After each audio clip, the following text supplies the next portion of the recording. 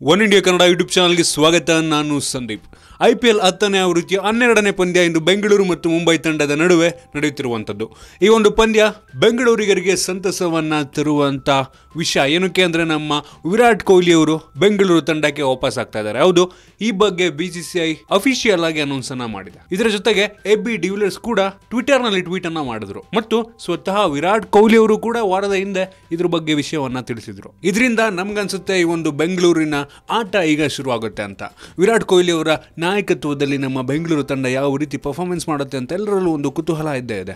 ಸದ್ಯದ ಸ್ಥಿತಿಯಲ್ಲಿ point table ಅನ್ನ ನೋಡಿದ್ರೆ ಬೆಂಗಳೂರು ತಂಡ ಆಡಿರುವಂತಹ 3 ಮ್ಯಾಚ್ಗಳಲ್ಲಿ ಒಂದನ್ನ ಗೆದ್ದು 2 ಸೋಲುವ ಮೂಲಕ ಪಾಯಿಂಟ್ ಟೇಬಲ್ ಅಲ್ಲಿ 6ನೇ ಸ್ಥಾನವನ್ನ ಪಡ್ಕೊಂಡ್ರೆ, ಮುಂಬೈ ತಂಡ ಆಡಿರುವಂತಹ 3 ಪಂದ್ಯಗಳಲ್ಲಿ 2 ಗೆದ್ದು 1 ಸೋತು 4ನೇ ಸ್ಥಾನವನ್ನ ಪಡ್ಕೊಂಡಿದೆ. ಇಂದಿನ ಪಂದ್ಯದಲ್ಲಿ ಏನಾದರೂ ಬೆಂಗಳೂರು ಜಯವನ್ನ ಗಳಿಸಿದರೆ ಟಾಪ್ 4ಗೆ ಹೋಗುವಂತ ಸಾಧ್ಯತೆ ಇರುತ್ತೆ. ಕಾದು ನೋಡಬೇಕು ಯಾವ ಒಂದು ರನ್ ರೇಟ್ ಅಲ್ಲಿ ಮುಂಬೈ ತಂಡವನ್ನ ಸೋಲಿಸ್ತಾರೆ, ಅದ್ರ ಮೇಲೆ ಅದು ಡಿಪೆಂಡ್ ಆಗುತ್ತೆ.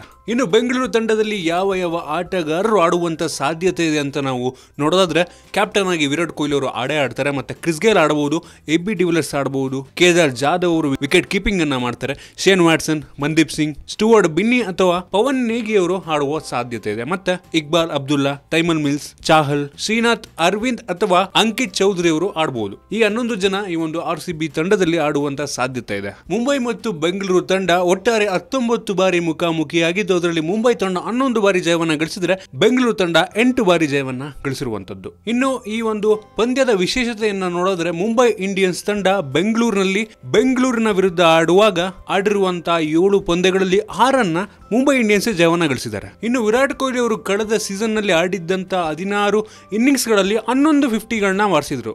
ಆದ್ರೆ ಮುಂಬೈ ಇಂಡಿಯನ್ಸ್ ಟೀಮ್ ಅನ್ನ ಬಿಟ್ಟು ಉಳಿದಿದ್ದೆಲ್ಲ ಟೀಮ್ ಮೇಲೂ ಒಂದು 50ಯನ್ನು ಬಾರಿಸಿದ್ರು. ಆದರೆ ಮುಂಬೈ ಇಂಡಿಯನ್ಸ್ ಮೇಲೆ 50ಯನ್ನು ಮಾಡೋದಕ್ಕೆ ಆಗಿರಲಿಲ್ಲ.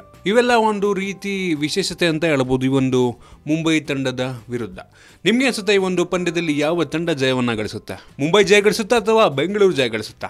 ನನಗೇನೋ ನಮ್ಮ ಬೆಂಗಳೂರು ಜಯ ಗಳಿಸಬೇಕು, ಅದು ನಮ್ಮ ಬೆಂಗಳೂರಿನಲ್ಲೇ ಆಗ್ತಿರೋದ್ರಿಂದ ಬೆಂಗಳೂರು ಜಯ ಗಳಿಸಬೇಕು ಅಂತ ಅನಿಸುತ್ತೆ. ನಿಮಗೆ ಅನಿಸುತ್ತೆ ಅಂತ ಕೇಳಿದ್ರೆ ಕಾಮೆಂಟಲ್ಲಿ ತಿಳಿಸಿ. ನಿಮ್ಗೆ ಏನಾದರೂ ವಿಡಿಯೋ ಇಷ್ಟ ಆಗಿದ್ರೆ ಲೈಕ್ ಮಾಡಿ, ಶೇರ್ ಮಾಡಿ. ಇದೇ ರೀತಿ ನಮ್ಮ ಬೇರೆ ಬೇರೆ ವಿಡಿಯೋಗಳಿಗೆ ಒನ್ ಇಂಡಿಯಾ ಕನ್ನಡ ಯೂಟ್ಯೂಬ್ ಚಾನಲ್ಗೆ ಸಬ್ಸ್ಕ್ರೈಬ್ ಮಾಡಿ. ಧನ್ಯವಾದ.